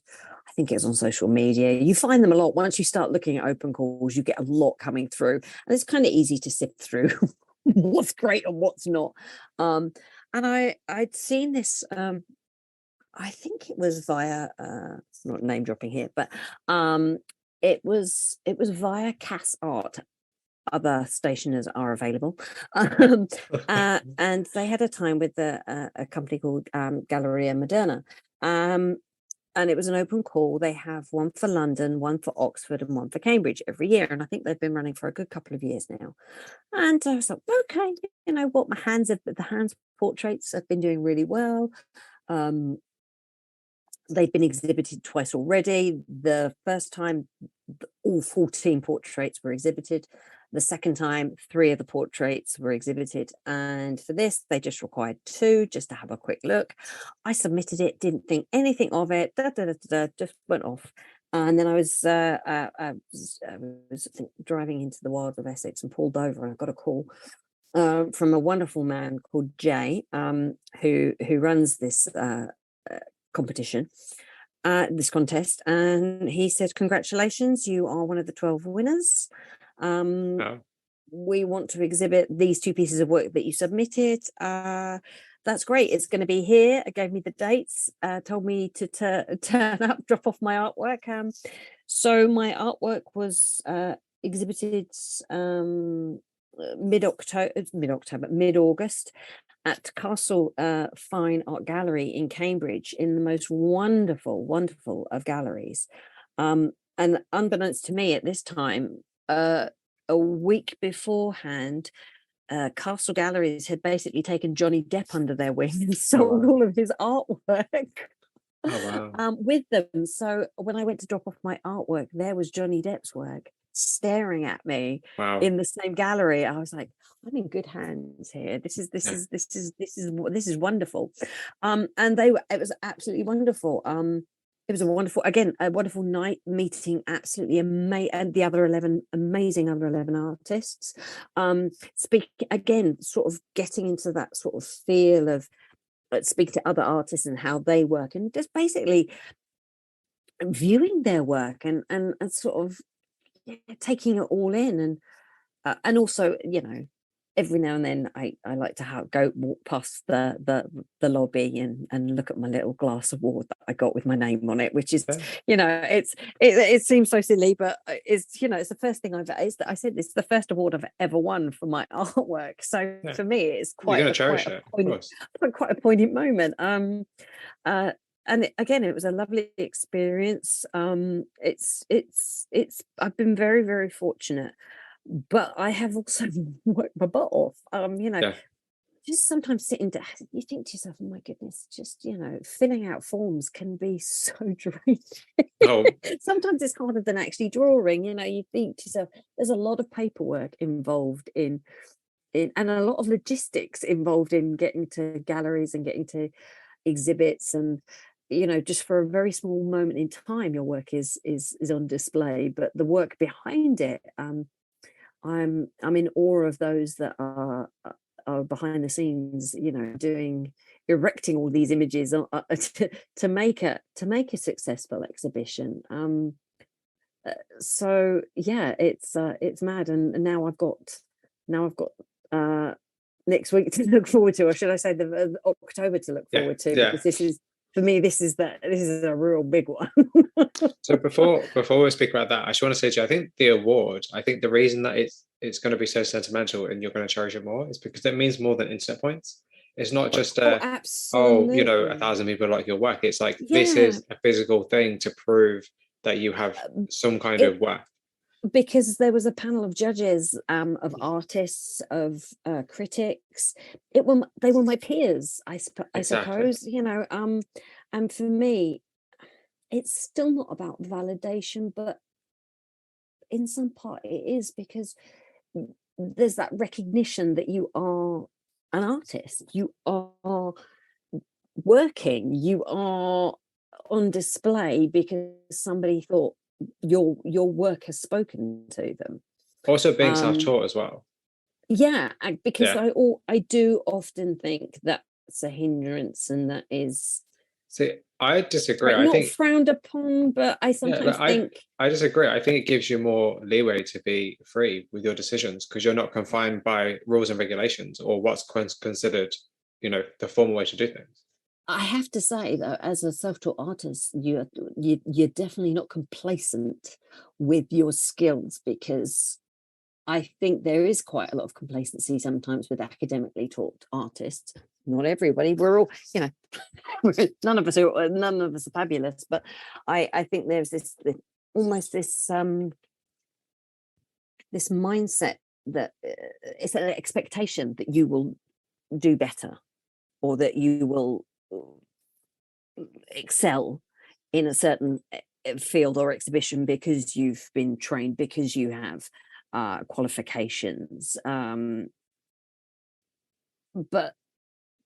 it's like a CV. It depends what people want you for. It That's depends true. what job you are going for. And it's also, again, you can. It's like anybody who gets a job. You can be a graduate, and somebody will want somebody who's been working, as from the bottom up. Yeah. It's it's getting the experience, and sometimes just being self-taught, it just means maybe sometimes you do work a little bit harder. I don't know. Who knows? um but yeah, that's nice of you to say. It's difficult. It's very difficult because yeah, I mean, I've met so many artists, but what I quite like is that out of all of those artists, unless I've read their bio or their resume, I wouldn't assume that they were self-taught or that they were academically. And to be honest, I never ask. Yeah, Unless it's it's not actually a actually point in important. conversation, unless I feel that it's actually quite important to get that point across, and they say, "Oh, well, actually, I'm self-taught, so." But then I think to myself, nobody needs to know. Who cares? So October. Let's talk about October. So what is happening in October? I will be exhibiting bear with me one moment. I should remember that. Oh, and she's forgotten the name of it already. She says drum roll while I have a quick look. I am going to be exhibiting a new collection of work at the Agora Gallery in Chelsea, Manhattan, in New York. Wow. It's all very exciting. Yeah, it's a little insane. I reached out to them. I think they had an open call, a submission page. I think this was at the beginning of the year. I was just coming off the back of Brick Lane, and I was a little bit.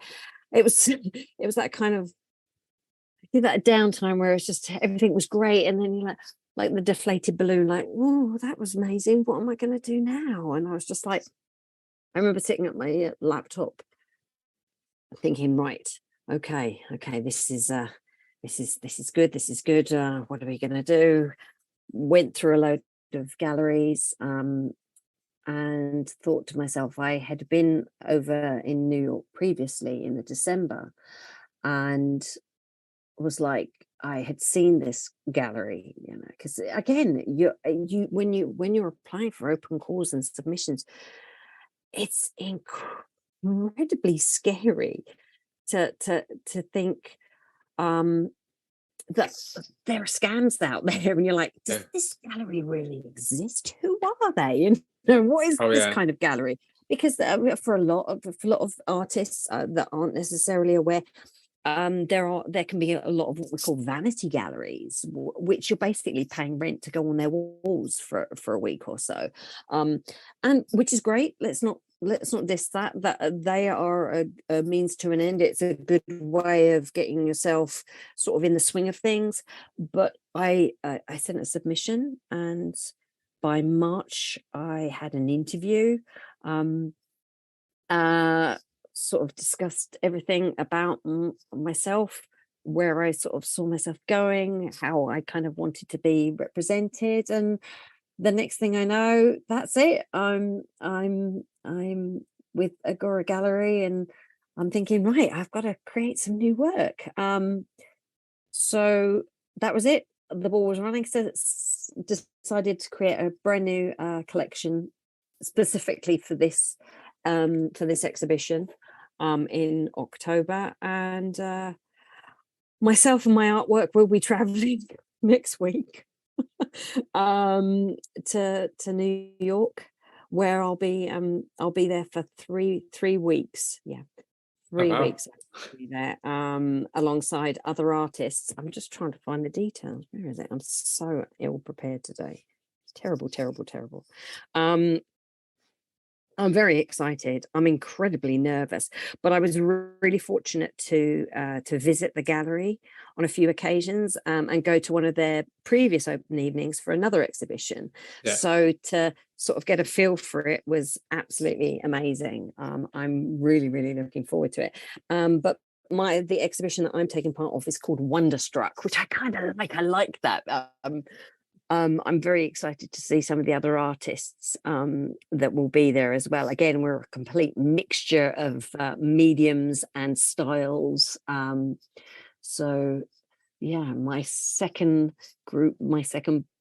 part of my hand portraits will be going to New York with me, and I'm really excited, really excited. That's really incredible. And also, I think because it's transatlantic as well, I think it gives it a whole kind of definition because, it's like a whole audience for your work. There's a whole different kind of set of And opinions. it's a very different audience, because like I say, when I was at the art fair, I didn't see an awful lot of portraits, and whilst sort of being in New York, it's evident that portraiture is still very, very important in New York. That's a good sign for me. It's encouraging that it's still quite alive and kicking over there, especially in my style. And it was quite encouraging to hear when I remember sending the gallery the pictures for approval, because I was like, oh god, please like them, please like them, please please like my work. And the reception was really positive, and I was like, not because I necessarily didn't trust in myself, because I knew that the work was of a high caliber to get on the walls, but that it would be appreciated and that would Yeah. work with what they had in mind. But I guess that the good old hands were what got me the job in the first place. So I was like, let's carry on. Yeah, because you're right, because you have to remember that galleries at the end of the day are businesses and they make decisions based on money, and I think as kind of as terrible as that is to kind of remind people, but it's true, like It's not. not though, because like everything is a business. Yeah, of course, yeah, like that's capitalism for you. Welcome to the world. But like at the end of the day, like you have to remember, like they're making a business transaction or a business deal or a Yep. full Yep. planned business consideration when they're taking on new artists. So obviously, I'm not saying that to be negative in any way. That's a good thing. Not at all. Not But it's at just all. a realistic thing for people to think about, I think. But it's funny, because every time I've had people visit or look at my work when they've actually seen it in person, they always say how completely different it looks and how much you miss on social media, because as much as I can scan it and take a photo of it, it's not the same as looking at it with your own eyes. It's such a different. I mean, I was incredibly ridiculously emotional the first time I saw my portraits on a gallery wall. So It you was should be. just like just because I was just like couldn't quite believe that they were there. It was, and every time I see them, there's that little bit of, oh look, not necessarily, oh look, I did that, but like, damn, look what we did. Look where I am. This is pretty damn special. Yeah, it's about appreciating the accomplishments you've the things you've accomplished, because at the end of the day, like, not everybody does that, you know. No, but no, I kind of feel like if I'm honest, I feel like a lot of artists kind of just don't give themselves enough credit for the things they produce and the gallery shows they have, for instance, because I think to the general public, having a gallery show as an artist is just something you quote unquote do, but I think realistically it's so damn hard to get a gallery show, and it's so hard to actually have your work exhibited and to sustain it, because like I say, when I was in January, like that come down period afterwards, and like, well, what do I do now? What do I do next? And I think it's, whilst I don't always necessarily practice what I preach, it's always good to have in mind, have something going, have something planned. What do you want to do next? Do I, I mean, I could have quite safely played it on social media and try to utilize that, but yeah, it's not kind of, you just get, I think sometimes there's this, that feel you get, exactly the direction you want to go in, or not necessarily which direction you don't want to go, you want to go in. And it's good to be, sometimes it's good to be a jack of all trades and master of none. Because things change, tastes change, as we've seen with social media. That's certainly changed an awful lot. It's a tough one. So yeah, bring on New York. And for me, it's always quite poignant as well, because my parents were prior to me being born my parents lived out there, and I did for the first few years of my life. So it's always, I always feel like it's a little bit of a homecoming. Homecoming. That's sweet. That's and a familiarity. So New York has a special place in my heart, and it's very weird. The first time I went over there, I spent most of it crying, just because it was so cathartic. It was just like a moment of just like, oh my, not being back for years, but then suddenly remembering being a 3-year-old again, and like, oh blimey, I remember that. How do I remember that? Incredible. So for me, it's always it's kind of, it's terrifying, but it's also sometimes once I get into the gist of it, it's like sometimes home from home. But I think what's really clever about you and what you've done is that, yes, you're right, you could have just posted work on the internet and got more and more followers, but what you've done is that you've took your work offline. And I think that's what's going to have future-proofed your career, because people know you offline, and I think that's so important. That was important, and also it was important to sort of have that kind of, not them and us.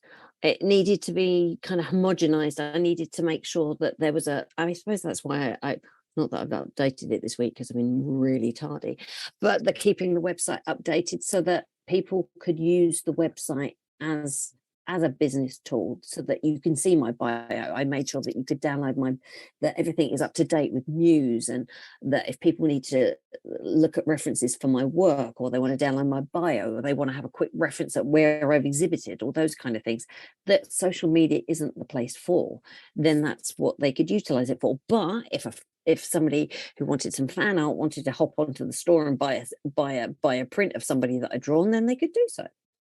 And sort of making it feel like, I had a really interesting conversation with one of my friends, who, when I was doing a bit of a refresh of my website, of which I should give my child a nod, because he was the one who chose the theme. I was like, pick that color. I was like, that one, that theme. He was like, yep. And we've kept it ever since, because it is just perfectly me. And I was just like, he's got a good eye for it. But a friend of mine was saying, it's very, when you're an artist, it's very difficult sometimes to promote art, because you could say, here's my gallery, look at all the work I've drawn. But essentially what you want to do as an artist, if you haven't already got those images of yourself exhibiting, I think for me, my website was very important for me to have my images in a setting where you could see it in your house. So a lot of the images that, whilst there is a gallery and there's a portfolio, a lot of my images are where you can see my work on a wall, because I want people to say, well, actually, yeah, that artwork's great, but actually now I can envisage it on my wall. I can see where it would go. I can see how it would be placed, because at the end of the day, I want people to buy my art, but I actually want them to put it on their walls. I mean, if they want to put it in a folder, that's great. That's whatever. They've paid me for it. Thanks very much. But essentially, if it means that much to them to have it on their walls, great, perfect. Let's do this. And social media is just not reliable unless you've got a verification badge, or unless you're an influencer. And I'm certainly not one of those. So what are your thoughts on social media then? Again, I used this word at the beginning. It's a great tool, but it's not. It cannot be used solely. It can't be used as a standalone. It cannot.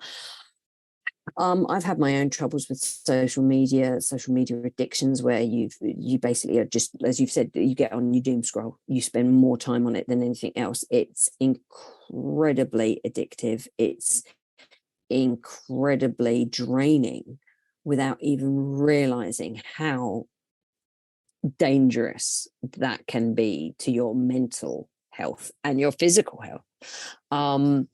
It's a quick hit. It's instant gratification for everything. And it concerns me not just younger people my age as well, throughout generations, but especially those that are younger that are utilizing it. I'm not talking about just being on social media. I'm talking about those that are younger, that are working, or as artists or creatives on there, that this need to create so many reels, this pressure to create viral work is just, it's scary. And to see people influencing on how to do reels, there are people out there just to tell you which reel to use, which sound to use, and you think to yourself, good Lord, I mean, I sound so jaded and probably so old. I probably sound like my mother going, this is, oh my God, this is just insane. The young people of today, But at the same point, it's terrifying that people feel that they need to do this constantly. And to be honest, even at the beginning of the year, when I was promoting the first collection, I must have probably spent more man hours creating reels and posts and stories and thinking about the music to use and editing than actually the artwork itself. And whilst, yes, there was a portion of it which wasn't on social media, it was created, it was another form of creation. But the amount of time that goes into these reels and the energy that has to go into them is just, it's exhausting. And then thinking to yourself, hang on a minute, I've got to check what time I post it, what day I post it, when's the best time to do it, and then doing it and then beating yourself up because you posted it at the wrong time, or at the wrong hour, or used the wrong music, or it got blocked because you used a piece of copyright music, and then just all those stresses that really you do not need. And we've all, I say we all, but a huge majority of people fall foul of this because we don't know anything else now, because it's so hard to get off that hamster wheel of could you not do something else instead? Good old-fashioned days of talking to people and just generating a conversation on how to create art. We're become so reliant on Instagram and TikTok and Facebook, Meta, all of those platforms, and that, you know, and two of them being linked together now, which is sometimes, all my art just fell over there. There's a sign. Stop talking about social media. It's draining. It's draining. It's draining. So draining. And again, like I say, I fell foul of it, and through no choice, literally took a break, turned off all notifications. I still to this day don't have notifications on for social media. In fact, hardly anything, because I figure if I really need to know, I'll log back on and check when I need to. I don't need to know if 10 people have liked my picture. I don't need to know if my picture's gone viral. I don't need to know. I don't need that information. I don't. If the work's there and you're putting it out, that's the one thing I would just keep saying to people is just post and leave it. Don't watch it. Don't keep going back to it. What's it going to do? You'll know if it goes big. You'll know if you've done something really great. And I'm not saying that for those things that aren't, you know, that don't get 8 million likes and don't get 2,000 watches aren't great. It's just, it's not worth it. There is no way that you can't measure success on social media. You cannot. It's just, it's so very wise words. So screwy. Yeah. It's so screwy. And sooner people realize that, especially creatives, as soon as they realize that your success and your talent is not measured by your followers or people that view social media, the better quality of life you will lead. So just before you go, one last question, which is, where can people find more about you and your work? Well, I am on social media. After that, yeah.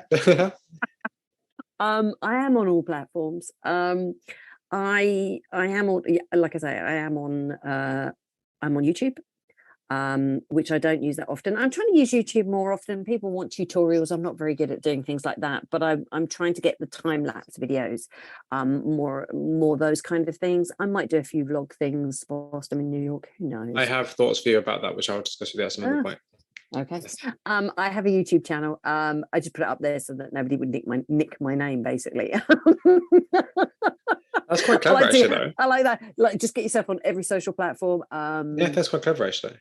So you can also find me on Instagram. You can find me on Facebook, on TikTok, all under Lisa Zaman Art. I made sure that the good old SEO options on websites are working. So if you Google me, you will find me everywhere. I also appear on Agora's gallery, Agora Gallery, and also I have an Art Mind page. But the main one that I will tout is my website, which is lisazamanart.com, and all my social media links are there. Everything that I've done so far, everything that I'm going to be doing is on there. So that is basically the hub that I like to direct people to. Yeah, that's it. Lisa, honestly, this has been an absolute joy. Thank you so much. Thank you for having me, Aaron. It's great watching it, honestly.